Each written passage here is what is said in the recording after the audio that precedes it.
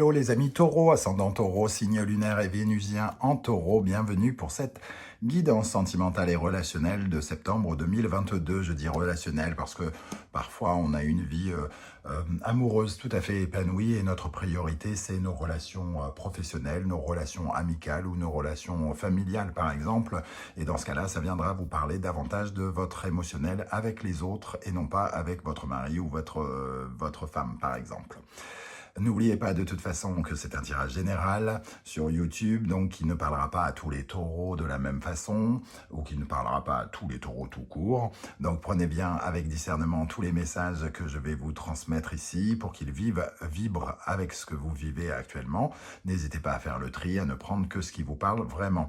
Je vous encourage à faire votre propre lecture intuitive, à ressentir les énergies qui remontent à la surface, à vous adapter aux cartes, à les adapter à votre situation, ainsi qu'à adapter mon vocabulaire qui parfois ne vous parlera pas, mais avec un synonyme, ça viendra tout à fait éclairer votre lanterne. Voilà.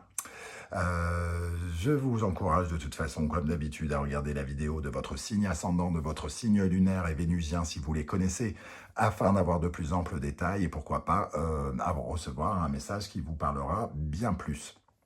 Dans la barre d'infos, juste en dessous, vous trouverez mon adresse email si vous désirez des renseignements pour les tirages personnalisés, ainsi que le moyen de me rejoindre sur Instagram si vous cherchez de nouveaux contenus qui peuvent vous intéresser. Vous trouverez également différents liens qui vous mèneront vers les guidances que j'ai effectuées pour le taureau récemment, notamment la guidance « Quelle est la bonne surprise qui vous attend en septembre ?» quelle est la guidance générale du mois de septembre et les messages de vos guides du mois de septembre. Voilà, si ça vous intéresse, il y a de quoi passer un petit peu de temps avec moi et je vous en remercie. Je vous remercie d'ailleurs d'être de plus en plus nombreux à me suivre. Je souhaite la bienvenue à tous ceux qui viennent de découvrir la chaîne. Merci à ceux qui likent, ceux qui partagent, qui s'abonnent et même ceux qui ont fait récemment des dons. Je vous en remercie. On commence avec l'énergie principale qui vous accompagne et nous avons le pendu inversé. Le pendu inversé nous parle de promesses qui n'ont peut-être pas été tenues, de vœux qui sont un peu stériles, le sentiment que les choses sont un peu illusoires. Peut-être aussi avez-vous, en fait, sans vous en rendre compte, mis un bandeau sur vos yeux pour ne pas voir certaines réalités. Il y a certaines choses que vous n'osez pas regarder en face, que vous n'osez peut-être pas comprendre, que vous ne voulez pas voir. Il y a cette dimension avec le pendu inversé. Hein. On peut se sentir aussi sacrifié, comme si on était en attente, alors que l'autre vit sa vie tranquillement, qui ne s'occupe pas de nous, qui est peut-être même totalement désintéressé par ce que l'on vit et parce qu'on traverse. Hein. Il peut y avoir un côté peut-être platonique dans certains cas pour vous. Ça nous parle en tout cas parfois d'amour non partagé. Alors, en tout cas, ce sentiment, d'avoir au moins ce sentiment que, puisque tu ne m'as pas prouvé, je peux imaginer que peut-être tu ne m'aimes pas forcément. Mais comme on se met un voile sur le visage et qu'on ne veut pas ouvrir les yeux, on s'en est peut-être pas aperçu jusqu'à maintenant. Ici, il est peut-être question justement de se rendre compte de ce côté un peu je suis dans l'illusion pour pouvoir enfin se détacher et reprendre sa liberté. Il y a quand même un sentiment d'être pris au piège ici. Soit vous vous sacrifiez, soit vous êtes dominé par vos sentiments, mais c'est vos sentiments qui peuvent tout à fait vous manipuler ici, pour certains d'entre vous, amis taureaux. Hein. Alors, on ne voit pas clair peut-être aussi dans le jeu d'un ami ou d'une personne en face. On lui fait confiance, on l'aime et on ne voit pas que cette personne est en train de nous faire un coup dans le dos aussi. C'est tout à fait imaginable avec cette énergie. Avec l'oracle, le murmure des animaux, nous avons l'énergie du fennec qui nous parle d'émotions cachées. Vous voilez suffisamment la face pour ne pas entendre une petite voix qui vous dit mais cette personne, je l'aime vraiment beaucoup. Ou alors, au contraire, cette personne, je ne l'aime plus. Il y a quelque chose de l'ordre du caché ici. Hein. On n'ose pas admettre quelque chose. On n'ose pas exprimer quelque chose. On n'a peut-être pas envie d'aller jusqu'au bout. Ici, on peut peut-être avoir des reproches à faire à quelqu'un et avoir peur de le perdre en lui disant ces 4 vérités aussi, hein, avec émotion cachée. Vous avez peut-être envie de lui dire, bah, dis donc, tu penses jamais à moi, moi, je sais pas, je t'aime, quand est-ce que tu m'appelles? Mais vous ne le faites pas en vous disant que ça pourrait gâcher vos chances. Ce pendu qui ne voit pas clair pourrait tout à fait se dire, bon, si je pense ça, c'est que ça vaut peut-être pas la peine et que si je lui dis ce que je ressens, ben, si ça doit se casser, ça se casse. Et si ce que je lui dis, il sait l'entendre, il s'améliorera peut-être. En tout cas, je ne resterai pas incompris et peu écouté, avec le sentiment de ne pas être écouté, de ne pas être entendu. Avec ce fenêtre, nous avons l'énergie du chat qui nous parle d'indépendance. Alors, d'indépendance et donc quelque part d'un sentiment de liberté. Hein. Peut-être aussi, on se pose la question peut-être à savoir si on ne mériterait pas de reprendre sa liberté. Peut-être qu'on a un partenaire ou une relation qui est un peu trop dominante. En tout cas, nos sentiments sont peut-être trop dominants et nous bouffent peut-être un peu trop. Et on a peut-être envie de s'enfuir, peut-être envie de sortir de cette cage, de ce piège dans lequel on se sent emprisonné.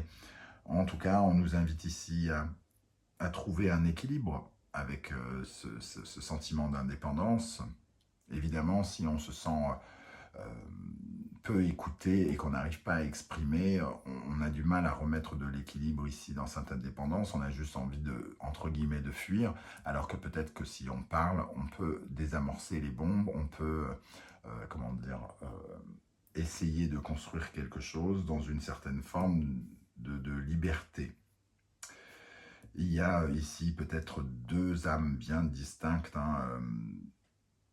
et qui ont besoin peut-être d'exister entre guillemets vite fait pendant un temps pour s'offrir quelque chose, mais il y a quand même un sentiment de liberté qui revient. On a peut-être envie de prendre sa liberté, ou alors la personne qui est en face de vous, elle ne répond pas à vos attentes parce que elle est dans l'énergie du chat. Elle ne vous dit pas que finalement elle est peu intéressée par vous peut-être. Voilà, on pourrait avoir ce genre d'énergie. Alors, comme je vous l'ai dit, faites preuve de bon discernement. Je donne des exemples, ça ne veut pas dire que ça vous concerne vous avec les mots que j'utilise. Donc, à vous de les transformer dans ce cas. Hein.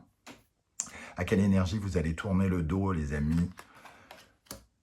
Nous avons la reine de coupe. La reine de coupe, c'est celle qui est empathique, c'est celle qui prend soin des autres, qui aime les autres, qui a de l'amour et de la compassion. Mais ici, vous avez le sentiment que vos émotions sont réprimées, qu'elles sont contrôlées, que vous perdez finalement le contrôle de cet amour, soit parce que vous y croyez trop, soit parce que la personne est trop dominante, soit parce que ça ne vous convient pas et que finalement il se transforme. Au lieu d'aimer, d'un seul coup, ça devient soit de la colère, de la frustration ou des choses comme ça. Vous avez le sentiment peut-être d'être devenu un peu irrationnel, d'être dans une certaine forme de chantage affectif pour certains, de n'être plus totalement connecté avec vos véritables ressentis. C'est ce que je ressens aussi avec cette énergie. Mais vous tournez le dos à cette énergie justement pour aller autre part, semble-t-il, hein, peut-être pour reprendre votre indépendance d'une manière ou d'une autre. Alors, quel est votre état d'esprit? Le jugement.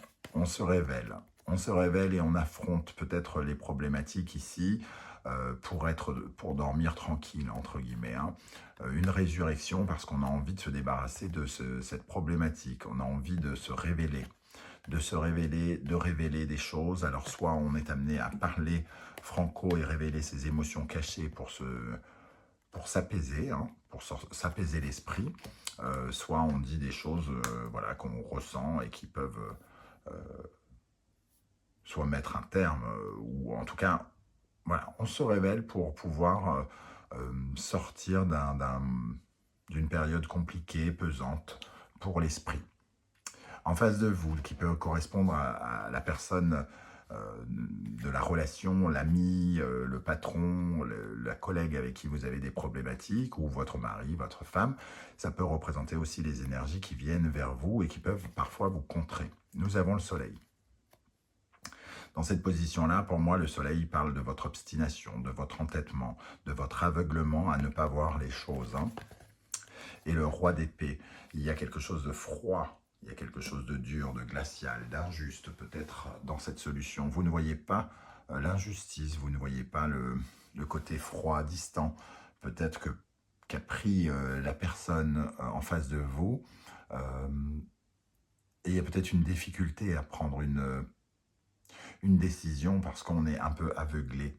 Le roi d'épée, c'est celui qui tranche pour être juste, mais quand on ne sait pas où est la justesse, comment on fait pour décider quelque chose?